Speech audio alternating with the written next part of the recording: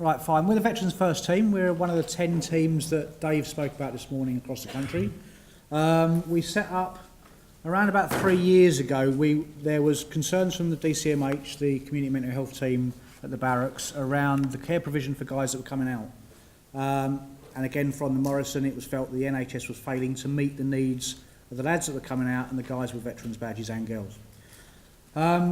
The problems we were having within our CMHTs when people were being seen by community mental health teams, the teams didn't really get the veterans. They didn't understand the issues, they didn't understand where people were coming from. We were referring into IAP services, and then the guys were having to sit there and offload with a group of people they had nothing in common with.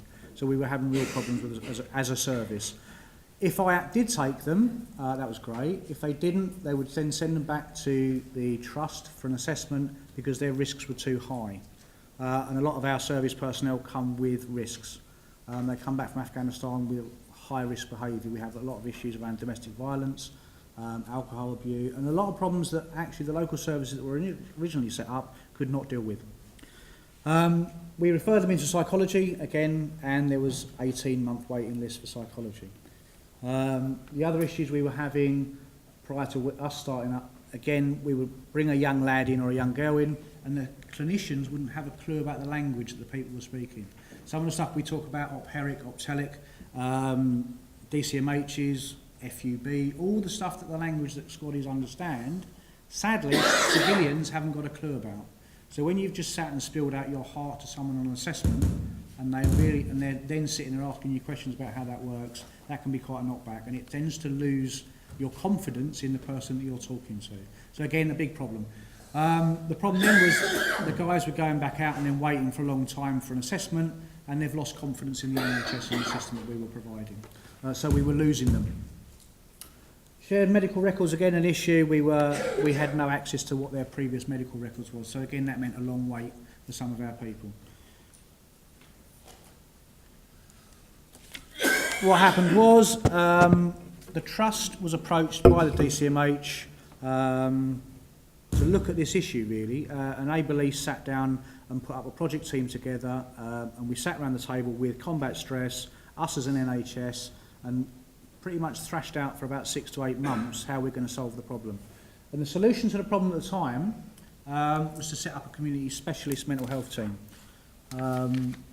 We received some funding from the SHA, Street Health Authority as it was then, roughly to the tune of about 130k. And in order to do that, Enable East put in a bid along with the trust. Prior to that point though, we had to go around and source what the best options were. One of the teams we approached was the Veterans First project in Scotland, which have a state-of-the-art team. Now they to us, alongside all the evidence from, I think it was the Leicester University study, and Matt will tell me if I'm wrong, suggested that the way to work was care coordination, one-to-one working, rapid access. Don't necessarily have to have a veterans badge, but you have to understand the issues that the guys bring to you and the girls. So we set up a specialist mental health team, alongside the lines of a standard community mental health team, but only for ex-service personnel. That's HM Forces Armed personnel. That team was set up with Diane Palmer, who's the area team manager. She came across to us from the MOD, and she was a senior social worker at DCMH in Colchester.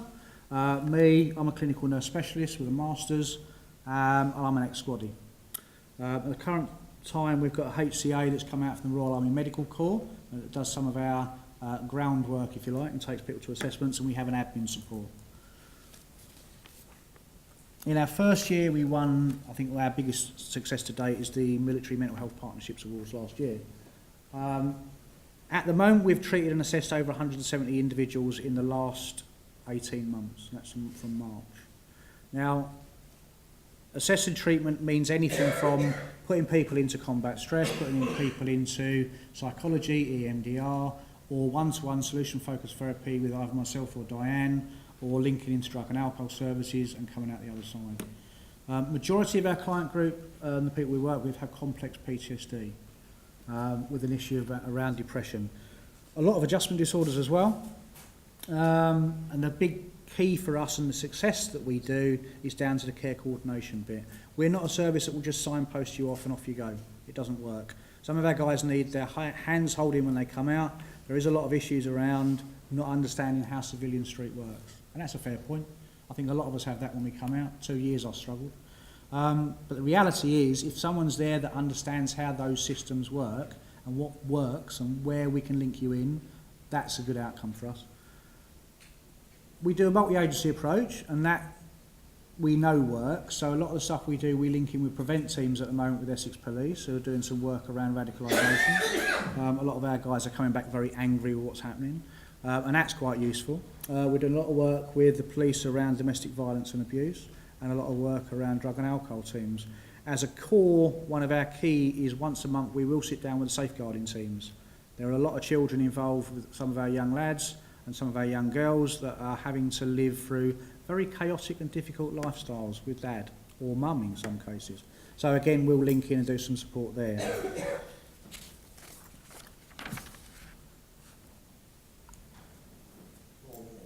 4 minutes. That's loads. Right. So I'll skip that one in. The big thing, as I said, we work very closely with things like Marek and MAPA. We are working, interestingly enough, with some guys in Chelmsford Prison, and we're looking after both sides of the wire, if you like. We're looking after prison officers, and the next day we'll go in and look after the prisoner. So it's quite an interesting mix.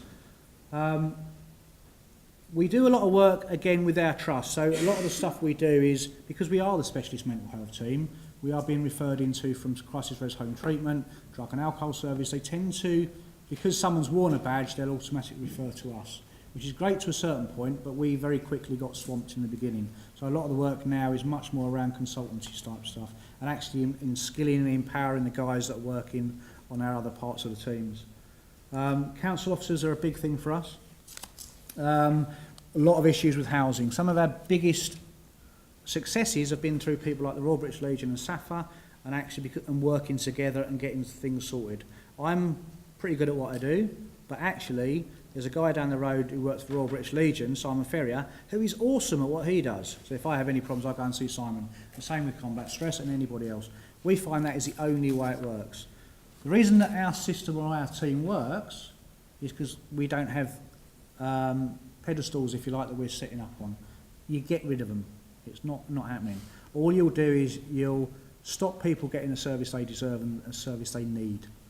I'm not an expert at everything. Other people down the corridor can do that work for me. The reality is for me, and it's quite selfish, if I've got Simon Ferrier, for example, the Legion, doing some really brilliant stuff around housing, I don't have to do it. I can concentrate on my guys with PTSD and stuff. It's the only way the system will work. And again, you won't get swamped.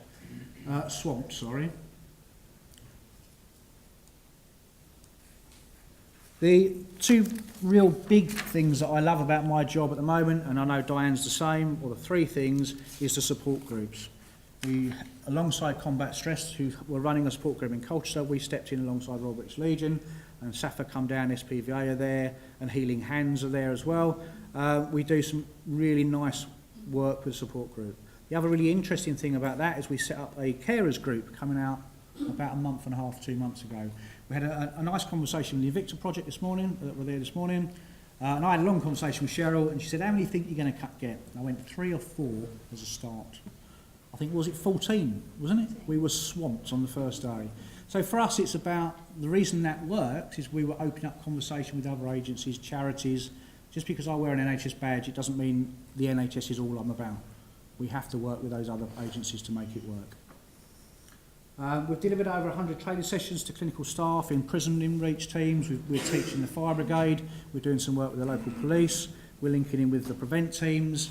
A lot of our work, because we are experts in what we do, if I can share that knowledge with everybody else, that makes my life much easier. Again, I'm quite selfish like that. If I can get someone else to do that for me, that'd be brilliant. We teach at 2 universities. I teach at Essex and I've done some stuff there, and Diane's linking in with Matt and Jamie Hacker-Hughes down at Anglia Ruskin. We do a monthly newsletter.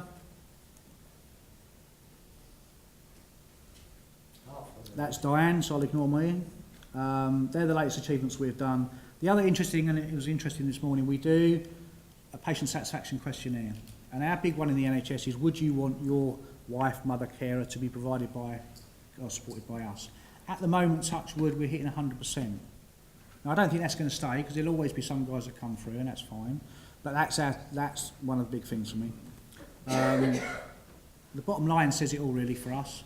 It's not about what we do as a specialist community mental health team. It's about what you guys do when you're sitting around a table talking to each other, providing care, and in the middle, which was Dave Rutter's lovely little picture this morning, was the guy or the lady or the wife or the son or whatever that means that we're working with. That makes sense? I mean, that makes sense to us. And that's why it works. Thank you very much. Are we doing for time?